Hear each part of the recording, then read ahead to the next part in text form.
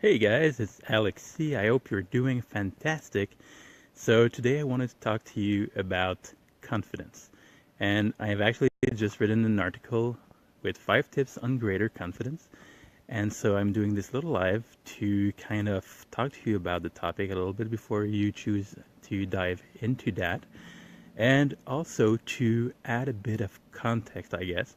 So, one thing which is quite challenging actually for me is doing videos. I don't know exactly why. I don't actually have any difficulty talking in public.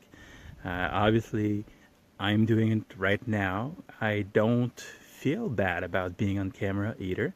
So I don't really know why that is. But it's just a fact. For me, going and taking time to make a video is a lot harder. My default way of approaching things will be to write some content. So one way which I found to actually make it easier for me is to write the blog post and then come and talk to you guys about it.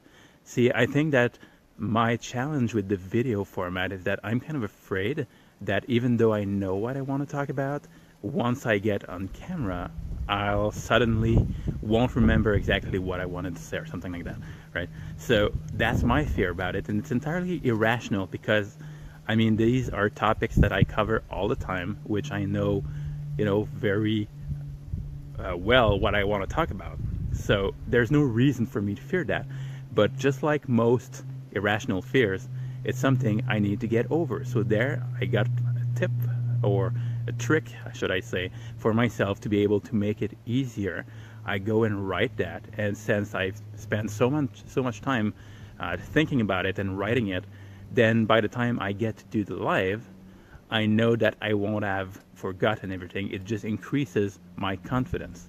See, another thing is that, like today, the weather is not super nice outside, and I like to do these lives outside, partially because it's just better lighting, right? It's just easier for me to get the right lighting conditions for the video to be interesting for you guys to watch.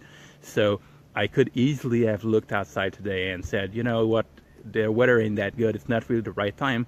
But at the same time, I know that it's on weekdays and, at this time of day that most people will be available to see live. It's the way in which I'm going to be able to get the most views on my video, and that's super important for me to be able to achieve what I want in life, to be able to make an impact on the lives of as many people as I can. So again, it's just one of those irrational excuses which you need to get over. So in my case, I needed to look at the weather and say, you know what, people don't actually care about that. What they care about is that there is value in what I'm sharing with them. It's all that matters, right? It's not people like to use as excuses that they don't have the best camera gear, that they don't have the right lighting stuff, that maybe they don't have prepared the speech as much as they could have.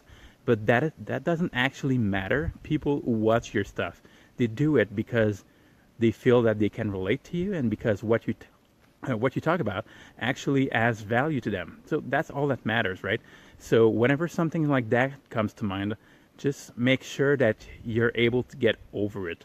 Think back on what it is that truly matters, what you're actually trying to accomplish, and why those small excuses don't actually impact that at all. So before I leave you to go read the actual blog post, there's one kind of bonus tip I wanted to add to my post, something I didn't include in the article itself. And that is that for our brains, the emotions of fear and excitement are actually very, very similar. And it's really easy to get your brain to transition from one to the other. So a great tip is that whenever you get into something that's stressful for you, or, that brings up that feeling of, either being afraid or feeling inadequate or something like that, when you feel this coming up, take a conscious step to tell yourself that you're actually excited about the situation. So imagine that you were about to go on stage on Ellen, for example, right? You could get on stage and say, oh my God, I'm so frightened. What the hell am I doing here? And so forth. If instead you tell yourself, oh, this is so exciting. I'm about to get live with Ellen, I can share my message with the world and so forth. Just that reframe is going to do wonders for you.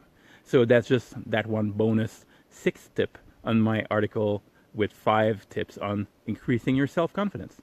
So there you go. I hope this was valuable to you. I'm Alex C. I wish you an excellent day, and I'll see you soon.